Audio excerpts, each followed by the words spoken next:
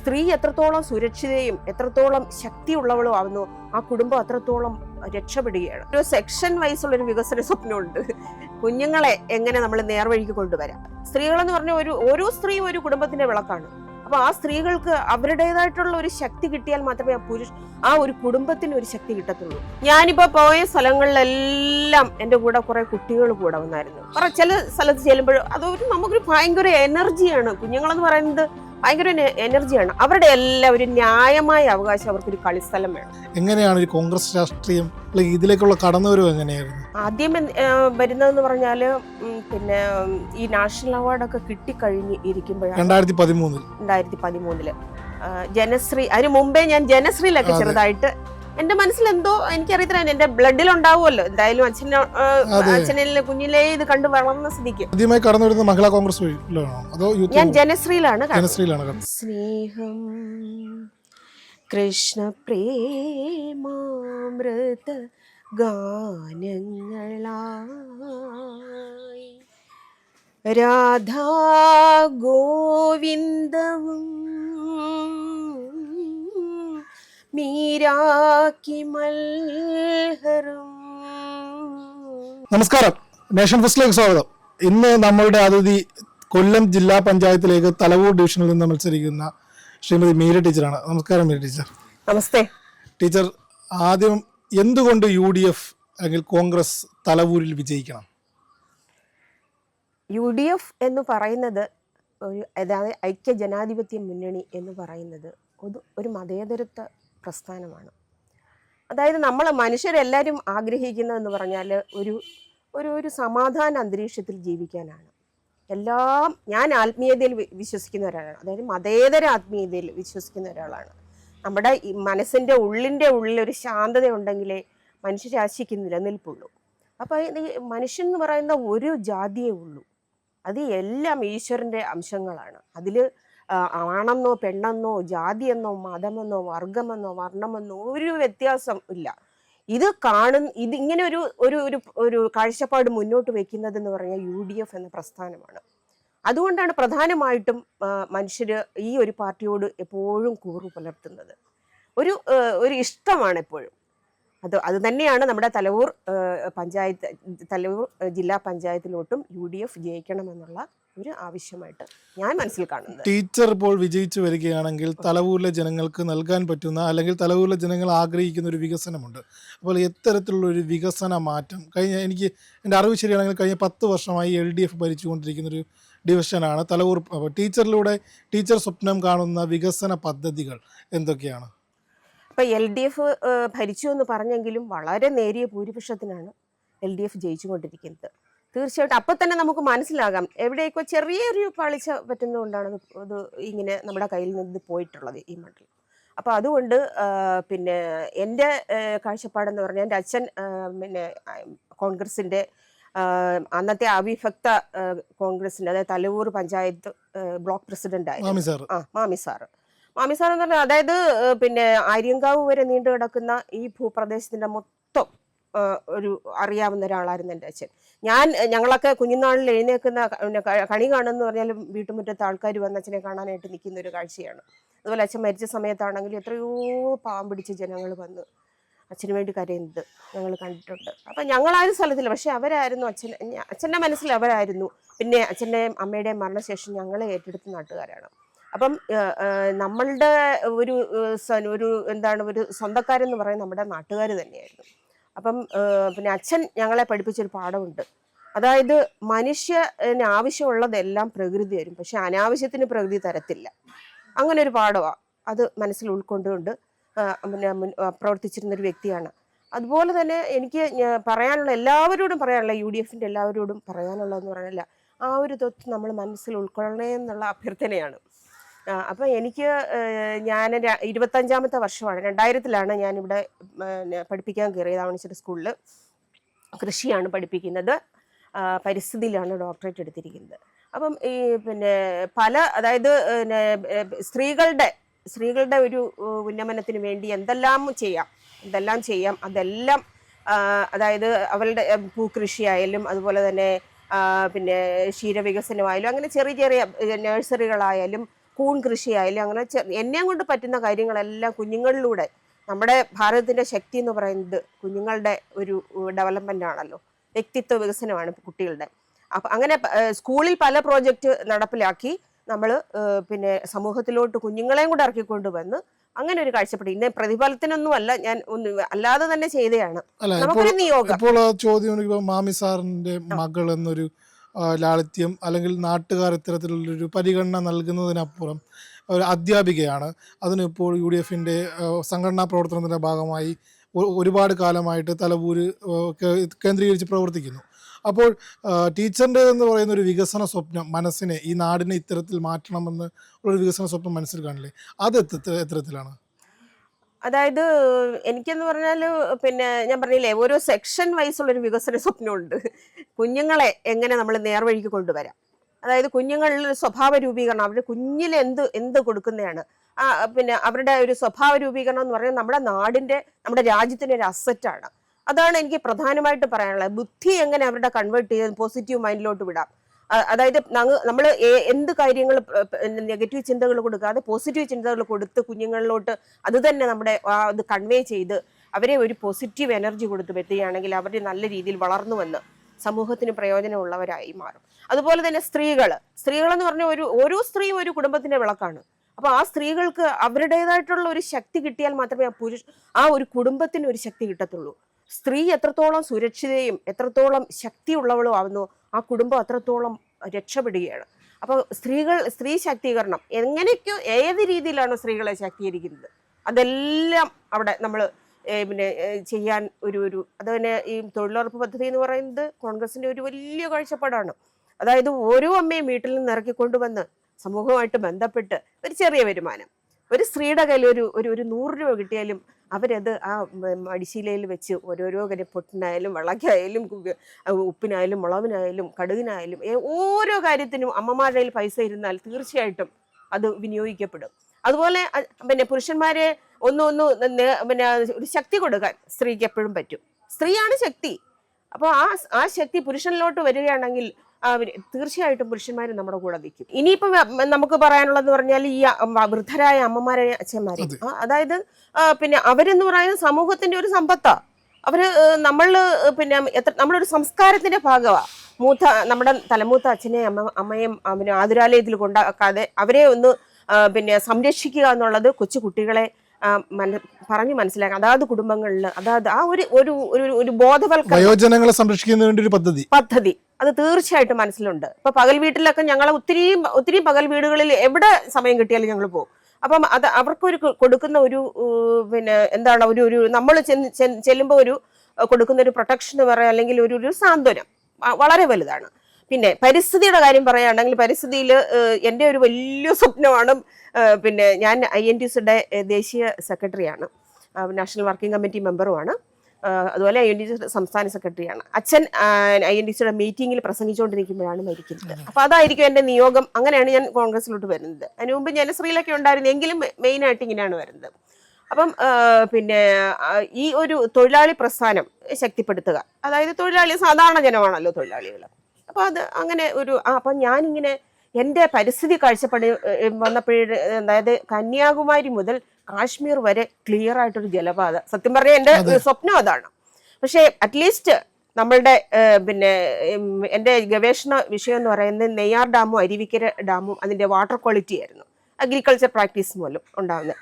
അപ്പോൾ തീർച്ചയായിട്ടും പഞ്ചഭൂതത്തിൽ ഒന്നാണ് ജലം. ഈ പഞ്ചഭൂതങ്ങളെ നമ്മൾ എങ്ങനെ സംരക്ഷിക്കുന്നോ അതുപോലെ ആയിരിക്കും നമുക്ക് തരുന്ന സംരക്ഷണവും പഞ്ചഭൂതങ്ങൾ. നമ്മൾ പ്രകൃതിയെ എങ്ങനെ നോവിക്കുന്നോ അത് പ്രകൃതിയെ ശോഭിക്കും. മനുഷ്യനെ നമ്മൾ നോവിച്ചാൽ മനുഷ്യനെ ദേഷ്യപ്പെടുത്തില്ലേ, അതുപോലെ പ്രകൃതിയെ നോവിച്ചാൽ പ്രകൃതി ദേഷ്യപ്പെടും. അതാണ് പ്രകൃതിക്ഷോഭം. ടീച്ചർ ഇപ്പോൾ നേരത്തെ പറഞ്ഞതുപോലെ കുട്ടികൾ, വളർന്നു വരുന്ന കുട്ടികൾ നാടിൻ്റെ കരുത്താണ്. ഇപ്പോൾ ജവഹർലാൽ നെഹ്റു പറഞ്ഞിട്ടുള്ളൊരു കാര്യമുണ്ട്, ഒരു കുടുംബത്തിൽ ഒരു സ്ത്രീയെ ഉന്നമനത്തിൽപ്പെടുത്തുക എന്ന് പറയുന്നത് ആ കുടുംബത്തെ ഉന്നമനത്തിൽപ്പെടുത്തുന്നത് പോലെയാണ്, അല്ലെങ്കിൽ അതിലൂടെ ഒരു സമൂഹത്തെ ഉന്നമനത്തിലേക്ക് എത്തിക്കുന്നത് പോലെയാണ്. അപ്പോൾ വരുന്ന യുവജനങ്ങളുണ്ട്, കുട്ടികളെ പോലെയാണ്. യുവജനങ്ങൾക്ക് ഇപ്പോഴത്തെ ജെൻസി കാലഘട്ടമാണ്, അവർക്ക് അരാഷ്ട്രീയവാദം ഉയർത്തിപ്പിടിക്കുന്നവരാണ് ഒരു 70%, ബാക്കി 30%. അപ്പോൾ അവരെ ഇതിലേക്ക് ആകർഷിക്കണം. യുവജനങ്ങൾ ഏറ്റവും കൂടുതലുള്ള ഒരു ഡിവിഷൻ കൂടിയാണ് തലവൂർ. അപ്പോൾ അത്തരത്തിൽ അവർക്ക് വേണ്ടി എന്തെല്ലാം സ്വപ്നങ്ങളാണ് മനസ്സിലുള്ളത്? ഞാനിപ്പോൾ പോയ സ്ഥലങ്ങളിലെല്ലാം എൻ്റെ കൂടെ കുറേ കുട്ടികൾ കൂടെ വന്നായിരുന്നു. ചില സ്ഥലത്ത് ചെല്ലുമ്പോൾ അതൊരു നമുക്കൊരു ഭയങ്കര എനർജിയാണ്. കുഞ്ഞുങ്ങളെന്ന് പറയുന്നത് ഭയങ്കര എനർജിയാണ്. അവരുടെ എല്ലാം ഒരു ന്യായമായ അവകാശം, അവർക്കൊരു കളിസ്ഥലം വേണം. അതെ അതെ, ന്യായമായ, അവരൊന്നും അത്യാഗ്രഹം പറയുന്നില്ല. ആ ഒരു പിന്നെ വികസനം കുഞ്ഞുങ്ങൾ ഡയറക്റ്റ്, അതായത് അവരുടെ ഊർജം എങ്ങനെയെങ്കിലും വിനിയോഗിക്കപ്പെട്ടേ പറ്റൂ. അപ്പോൾ അത് പിന്നെ ഒരു കായിക അധ്വാനത്തിലൂടെ ആ ഊർജം ചെലവഴിക്കുകയാണെങ്കിൽ അവർ നല്ല നല്ല ശക്തിയായിട്ട് കൊണ്ട് വളരട്ടെ. അവരുടെ ഇഷ്ടപ്പെട്ട കായിക വിനോദത്തിൽ ഏർപ്പെട്ട് അവർ വളർന്നു വരട്ടെ. അപ്പോൾ അവര് നാടിന് ഉതകുന്ന രീതിയിൽ അവർ ഡെവലപ്പ് ചെയ്യും. ആധുനിക സംവിധാനങ്ങളോട് കൂടിയ കളിക്കളമാണ് ഇപ്പോൾ എല്ലായിടത്തും ട്രെൻഡിങ് ആയിട്ടുള്ളത്. അതെ അതെ അതെ, എല്ലാ മേഖലകളും കേന്ദ്രീകരിച്ചുകൊണ്ട് ഒരു പ്ലേ ഗ്രൗണ്ട്, അത് എനിക്കൊരു വലിയ ആഗ്രഹമാണ്. അത് ഉണ്ടാക്കാനായിട്ട് ഞാൻ ശ്രമിക്കും. അതുപോലെ തന്നെ കുട്ടികളെന്ന് പറയുന്നത് ഈ പറയുന്നത് പോലെ അവരുടെ പിന്നെ എന്താണ്, അവർ കൂടുതലും അവരിപ്പം പഠനത്തിന്റെ വളരെയധികം ടെൻഷൻസ് ഉണ്ട്. ആ ടെൻഷൻ ഒന്ന് റിലീസ് ചെയ്യാൻ പറ്റുന്ന ഒരു സ്ഥലമാണ്. എൻ്റെ മകനുണ്ട്, അവനും ഈ പ്രായത്തിലുള്ളതാണ്. അവന് വൈകുന്നേരമായ അവനെ ഒന്നും പരിഗണിക്കത്തില്ല, അവൻ കളിക്കാൻ പോവുകയാണ്. അപ്പം എൻ്റെ കുഞ്ഞിനെ പോലെയാണ് എൻ്റെ എല്ലാ കുഞ്ഞുങ്ങളും. ഞാൻ 25 വർഷമായിട്ട് പഠിപ്പിക്കുന്നു. അപ്പോൾ ആ കുഞ്ഞുങ്ങളുടെ എനർജി എന്ന് പറയുന്നത് അവിടെ ചെലവഴിക്കപ്പെടണം.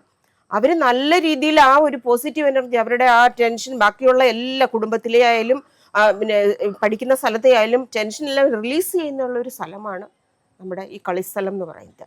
അത് അവരുടെ ഒരു ന്യായമായ അവകാശമാണ്. അതും ഉണ്ടാക്കാനായിട്ട് ശ്രമിക്കും. അതിനുവേണ്ടി ഞാൻ വാദിക്കും, എവിടെയും വാദിക്കും. അതിന് വിവിധ പ്രോജക്റ്റുകൾ സബ്മിറ്റ് ചെയ്യണം. അങ്ങനെ ആ പ്രോജക്റ്റുകൾ എവിടുന്നായാലും ഉണ്ടാക്കിയെടുക്കണം. അതിനൊന്നും രാഷ്ട്രീയമില്ല. കാര്യം കുഞ്ഞുങ്ങളെന്ന് പറയുന്നത് നമ്മുടെ രാജ്യത്തിൻ്റെ അസറ്റാണ്. അപ്പോൾ അത് നമ്മുടെ ദേശത്തിൻ്റെ അസറ്റാണ്. അവർ വളർന്നു വരണം, നല്ല രീതിയിൽ വളർന്നു വരണം. അതാണ് എൻ്റെ ഒരു കാഴ്ചപ്പാട്. അതേപോലെ തന്നെ ഈ തൊഴിലവസരങ്ങൾ ഇല്ലാത്തൊരു സാഹചര്യമുണ്ട്. ഇപ്പോൾ ഇവിടെ വന്നപ്പോൾ യുവാക്കൾക്ക് ഒരുപാട് തൊഴിലവസരങ്ങൾ കുറയുന്നു. അതിനു വേണ്ടിയുള്ള സംവിധാനങ്ങൾ നോക്കണം. അത് ടീച്ചറിനെ ഒറ്റയ്ക്ക് കൂട്ടിയാൽ കൂടുന്ന കാര്യമല്ല. അപ്പോൾ അതിന് വേണ്ടിയിട്ടുള്ള കൗൺസിലിങ്ങോ അല്ലെങ്കിൽ മറ്റു തരത്തിലുള്ള ലൈബ്രറി സംവിധാനങ്ങളോ ഇതൊക്കെ ഒരു അത്യന്താപേക്ഷിതമായ ഘടകമാണ്. അത് ചെറിയ രീതിയിൽ ഇവിടെ ഉണ്ടെങ്കിലും ഒരു ഫുൾ ഫ്ലെഡ്ജിലേക്ക് വായന മരിച്ചുകൊണ്ടിരിക്കുന്ന ഒരു സാഹചര്യത്തിൽ അത് കുട്ടികളിലേക്ക് ഊട്ടിയുറപ്പിക്കേണ്ടത് അത്യാവശ്യമല്ലേ? ഞാൻ തൊഴിലവസരങ്ങളുടെ കാര്യം പറഞ്ഞപ്പോൾ ഞാൻ തൊഴിലധിഷ്ഠിത വിദ്യാഭ്യാസത്തിൻ്റെ പഠിപ്പിക്കുന്ന സ്കൂളിലെ പ്രിൻസിപ്പലാണ്. അപ്പം എൻ്റെ കുട്ടികളെന്ന് പറഞ്ഞപ്പോൾ മിക്ക കുട്ടികളും സത്യം പറഞ്ഞാൽ ജീവിതത്തിൽ വിജയിച്ച് നിൽക്കുന്ന കുട്ടികളാണ്. പഴയ 25 വർഷത്തെ കുട്ടികളുടെ ലിസ്റ്റ് എടുക്കും. അതിന് മുമ്പ് ഞാൻ പഠിപ്പിച്ചിട്ടുണ്ടെങ്കിലും ഈ സ്കൂളിൽ 25 വർഷമായി. അപ്പം ഇവരെല്ലാം, ഞാൻ ആദ്യമേ പറയുന്ന ഒരു കാര്യമാണ്, നിങ്ങൾ ജീവിതത്തിൽ എന്തെങ്കിലും ഒരു നല്ല സന്തോഷം വരുന്ന സമയത്ത് എന്നെ വിളിക്കേണ്ട. പക്ഷെ അല്ലാത്ത എന്തെങ്കിലും നിങ്ങൾക്ക് ഒരു ചവിട് മുന്നോട്ട് പോകണം, അപ്പോൾ ബുദ്ധിമുട്ടാണെന്ന് പറയുമ്പോൾ എൻ്റെ നമ്പർ ഒന്ന് ഓർക്കണം. അവർ വിളിക്കും. എന്താണ് നമുക്ക് പിന്നെ അവരെ ഹെൽപ്പ് ചെയ്യാൻ പറ്റുന്ന ചിലപ്പോൾ നമ്മുടെ ഒരു വാക്കായിരിക്കും. ഉദാഹരണത്തിന് എൻ്റെ ഒരു കുട്ടി അവന് നല്ല മിടുക്കൻ കുട്ടിയാണ്. പക്ഷെ അവന് ക്ലാസ്സിൽ വരുമ്പോൾ എല്ലാ ദിവസവും മുഖം ഒരു വിഷമത്തിലായിരിക്കുന്നത്. ചോദിച്ചപ്പോൾ എന്തോ, ടീച്ചറെ എനിക്ക് പൈസ ഇല്ല, എനിക്ക് പഠിക്കാൻ പൈസ ഇല്ല. അപ്പം ഞാൻ ചോദിച്ചു, നിനക്ക് പിന്നെ മോനെ നിനക്ക് പിന്നെ സംസാരിക്കാൻ നാവുണ്ട്, അതുപോലെ 2 കൈകൾ, നല്ല കൈകളുണ്ട്, നല്ല കണ്ണുകളുണ്ട്, നല്ല കാലുകളുണ്ട്. നീ പിന്നെ ഇവിടുത്തെ പഠിത്തം കഴിഞ്ഞ് വൈകുന്നേരം നിനക്ക് എവിടെയെങ്കിലും 1 മണിക്കൂർ നീ ചെലവഴിച്ചാൽ നിനക്ക് അത്യാവശ്യത്തിനുള്ള പൈസ നിനക്ക് കിട്ടും. ഇന്നവൻ ഒരു ദന്ത ഡോക്ടറാണ്. അപ്പം അങ്ങനെ നമ്മുടെ ഒരു വാക്കായിരിക്കും നമ്മുടെ മുന്നിൽ വരുന്ന ഓരോ കുഞ്ഞിനെയും നമ്മുടെ പോസിറ്റീവ് എനർജി ഒന്ന് കൊടുക്കുക, അവനെ ഒന്ന് ബൂസ്റ്റപ്പ് ആക്കുക.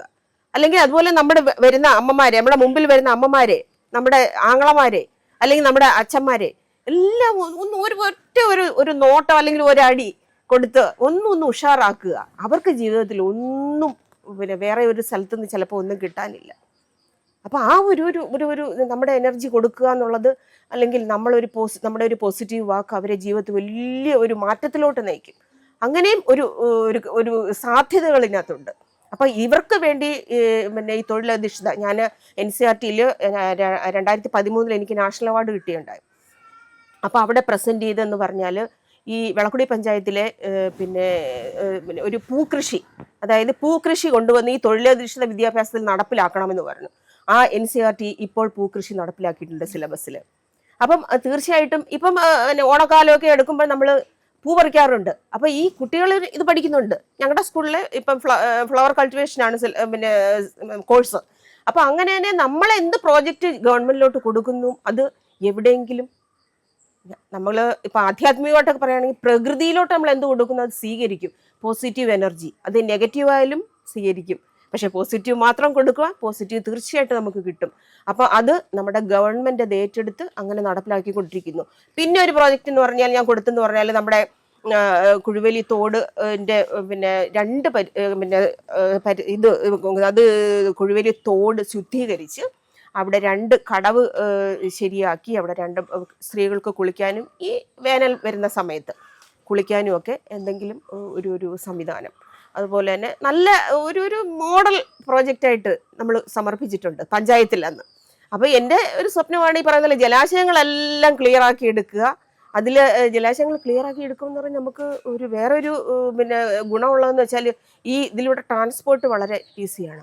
പിന്നെ 2 കരയിലും നമുക്ക് കൃഷിക്ക് ആവശ്യത്തിന് ജലം ഉപയോഗിക്കാം. എന്തെല്ലാം കാര്യങ്ങൾ, എന്തെല്ലാം ഡെവലപ്മെൻറ്റ് നമ്മുടെ നാട്ടിൽ കൊണ്ടുവരാം ജലാശയങ്ങൾ ക്ലിയർ ആക്കി. അത് പക്ഷെ വലിയൊരു പ്രോജക്റ്റാണ്. അപ്പം നമ്മുടെ ഏതായാലും ഒരു ചെറിയ കാര്യത്തിൽ നിന്നായിരിക്കും ചിലപ്പം വലുത് സംഭവിക്കാൻ പോകുന്നത്. അപ്പം അങ്ങനെയുള്ള പോസിറ്റീവ് കാര്യങ്ങൾ ഇപ്പം തൊഴിലധിഷ്ഠിത വിദ്യാഭ്യാസം നമ്മുടെ സ്കൂളിൽ ട്രെയിനിങ് നടപ്പിലാക്കി 2003. ഞാൻ 2000-ലാണ് കയറിയത്. 2003 ഓൺ ദ ജോബ് ട്രെയിനിങ് അത് ആദ്യമായിട്ട് ആവണിശ്വര സ്കൂളിലാണ് നടപ്പിലാക്കിയത്. ഇന്ന് കേരളത്തിലൊട്ടാകെ തൊഴിലധിഷ്ഠിത വിദ്യാഭ്യാസത്തിൻ്റെ ഓൺ ദ ജോബ് ട്രെയിനിങ് നടത്തിക്കൊണ്ടിരിക്കുകയാണ്. അപ്പോൾ അതായത് പിന്നെ പഠിച്ചുകൊണ്ടിരിക്കുമ്പോൾ തന്നെ കുട്ടികൾക്ക് കാർഷിക യൂണിവേഴ്സിറ്റിയിൽ ട്രെയിനിങ്. അങ്ങനെ നമ്മൾ ഈ പറയുന്നത് പോലെ നടപ്പിലാവത്തില്ലെന്നൊക്കെ മനസ്സിൽ വിചാരിക്കും. പക്ഷേ ഇത് പിന്നെ അങ്ങ് ഏറ്റെടുക്കും സമൂഹം. അതാണ് പിന്നെ കണ്ടുവരുന്ന ഒരു സാധ്യത എന്ന് പറയുന്നത്, അല്ലെങ്കിൽ വരുന്നത്. മാമി സാറിന്റെ മകൾക്കപ്പുറം അദ്ദേഹത്തിന്റെ പേരിൽ കിട്ടുന്ന പിന്തുണ വലുതാണെന്ന് നമ്മൾ പറഞ്ഞു. അല്ലാതെ ഈ സംഘടനാ പ്രവർത്തനത്തിലേക്ക് കടന്നു വന്നത് എങ്ങനെയാണ്? ഒരു കോൺഗ്രസ് രാഷ്ട്രീയം ആണ് ഇപ്പോൾ പല കുടുംബങ്ങളിലും നമ്മളുണ്ട്. അപ്പം അച്ഛൻ്റെ രാഷ്ട്രീയം തന്നെ പിന്തുടരുന്ന മക്കൾ ഉണ്ടാവണമെന്നില്ല. അപ്പോൾ ആ കാലഘട്ടത്തിൽ ഇപ്പോൾ അധ്യാപികയായിരിക്കുമ്പോഴും ആ കാലഘട്ടത്തിൽ എങ്ങനെയാണ് ഈ കോൺഗ്രസ് ആണ് തൻ്റെ രാഷ്ട്രീയ നിലപാടുകളിൽ ചേർന്ന് നിൽക്കുന്നത്, അല്ലെങ്കിൽ ഇതിലേക്കുള്ള കടന്നുവരവ് എങ്ങനെയായിരുന്നു? ആദ്യം വരുന്നതെന്ന് പറഞ്ഞാൽ പിന്നെ ഈ നാഷണൽ അവാർഡൊക്കെ കിട്ടിക്കഴിഞ്ഞ് ഇരിക്കുമ്പോഴാണ് 2013 ജനശ്രീ. അതിന് മുമ്പേ ഞാൻ ജനശ്രീയിലൊക്കെ ചെറുതായിട്ട് എൻ്റെ മനസ്സിലെന്തോ എനിക്കറിയത്തില്ല, എൻ്റെ ബ്ലഡിൽ ഉണ്ടാവുമല്ലോ എന്തായാലും. അച്ഛനെ കുഞ്ഞിലേ ഇത് കണ്ടു വളർന്ന സ്ഥിതിക്ക്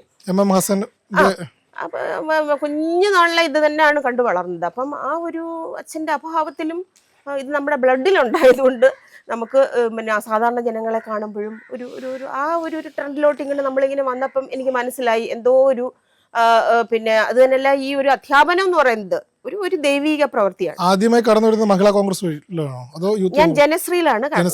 അത് കഴിഞ്ഞിട്ടും പിന്നെ ഈ എന്താണ് നമ്മുടെ പിന്നെ ഒരു 2013 വർഷത്തിലൊക്കെയാണ് പിന്നെ INTUC ഇന്റർനാഷണൽ ട്രേഡ് യൂണിയൻ കോൺഗ്രസിന്റെ പിന്നെ സമുന്നതനായ ആരാധനായ നേതാവ് ശ്രീ R ചന്ദ്രശേഖരൻ സാറ് വീട്ടിൽ വന്നു.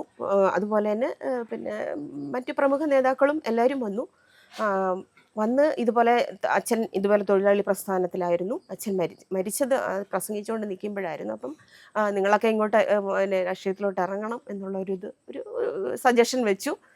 അങ്ങനെ പിന്നെ സാറാണ് ഇങ്ങനെ കൊണ്ടുവരുന്നതും ഈ പറയുന്നത് പോലെ പിന്നെ INTUCയുടെ സംസ്ഥാന സെക്രട്ടറി ആക്കുന്നതും. അത് കഴിഞ്ഞിട്ട് പിന്നെ INTUCയുടെ കേന്ദ്ര പിന്നെ വർക്കിംഗ് കമ്മിറ്റി മെമ്പറാണ്, പിന്നെ സെൻട്രൽ നാഷണൽ സെക്രട്ടറിയാണ്. ഇപ്പം ആഗോളതലത്തിൽ പിന്നെ ILOയെ പ്രതിനിധീകരിച്ച് മീറ്റിങ്ങിന് പോകാറുണ്ട്. ഇവിടെ നമ്മുടെ ഈ അടുത്ത് കൊളംബോയിൽ വെച്ച് ഒരു ഇൻ്റർനാഷണൽ ലേബർ കോൺഫറൻസ് ഉണ്ടായിരുന്നു. അതിന് പങ്കെടുത്തു, അതിന് സംസാരിച്ചു. ഈ പറയുന്നത് പോലെ അങ്ങനെയുള്ള ഒരു തൊഴിലാളി പ്രസ്ഥാനത്തിലൂടെ കോൺഗ്രസിന് ശക്തി കൊടുക്കുക എന്നുള്ള ഒരു ദൗത്യമാണ് എനിക്ക് ഇപ്പോൾ തന്നിരിക്കുന്നത് ഈശ്വരൻ. അപ്പം പിന്നെ ഇപ്പം വലിയൊരു ചുമതലയാണ്. അതായത് ജില്ലാ പഞ്ചായത്ത് എന്ന് പറയുന്നത് എന്താണ് നമ്മുടെ സാധാരണ ജനങ്ങളുടെ ജില്ലാ പഞ്ചായത്ത് എന്ന് പറയുന്നത് എക്കാലത്തും ഒരു രാഷ്ട്രീയ പാർട്ടിയുടെ പൊളിറ്റിക്കൽ വോട്ടുകൾ ക്രോഡീകരിക്കുന്ന ഒരു സംവിധാനമാണ് ജില്ലാ പഞ്ചായത്ത് ഡിവിഷനിലേക്ക് വരുന്ന വോട്ട്.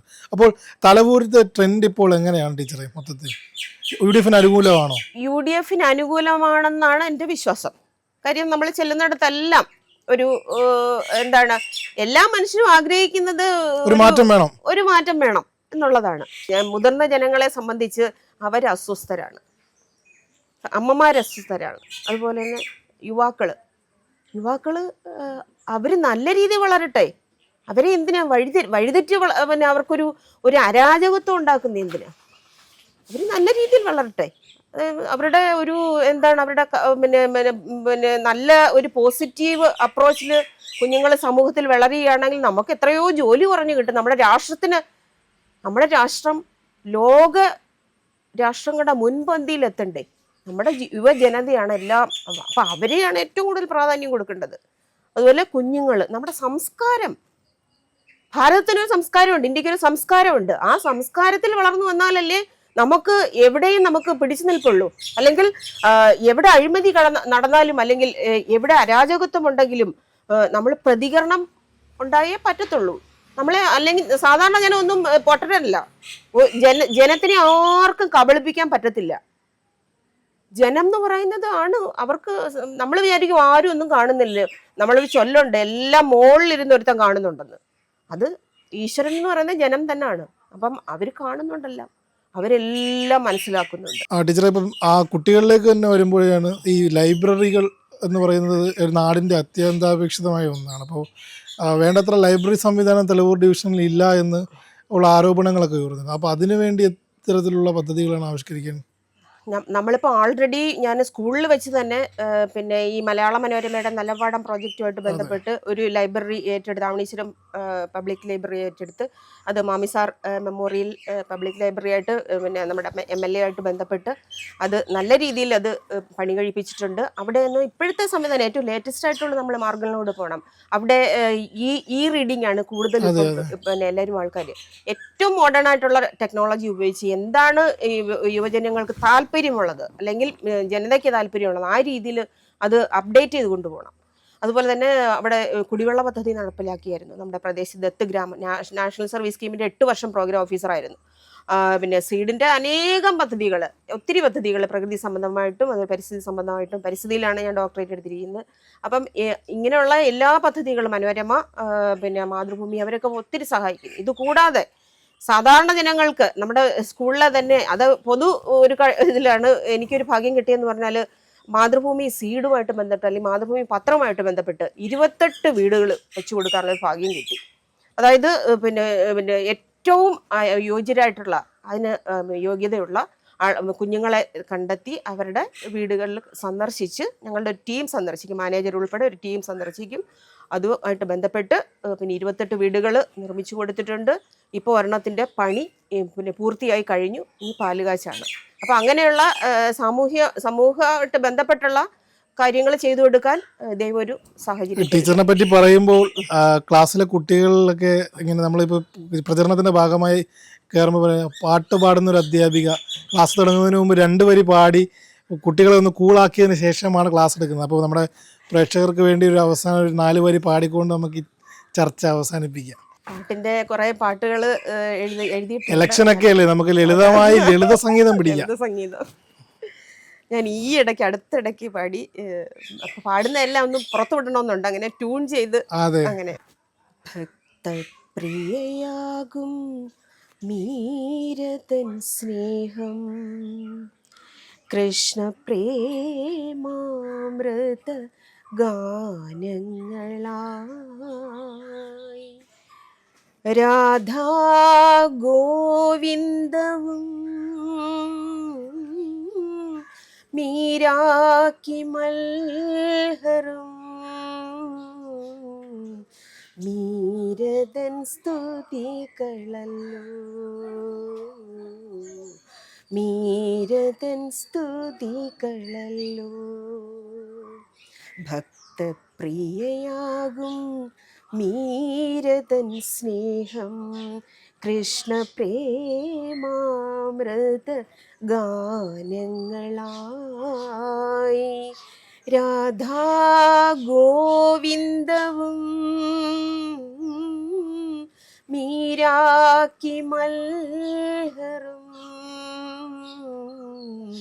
മീരതൻ സ്തുതികളല്ലോ മീരതൻ സ്തുതികളല്ലോ ഭക്തപ്രിയയാകും മീരതൻ സ്നേഹം. അപ്പം ഈ പ്രചരണ തിരക്കിനിടയിലും നേഷൻ ഫസ്റ്റിനോടൊപ്പം കുറച്ച് സമയം പങ്കിടാൻ സാധിച്ചതിൽ വളരെയധികം സന്തോഷം. എല്ലാവിധ ആശംസകളും വിജയിക്കാനാകട്ടെ. നന്ദി. Thank you.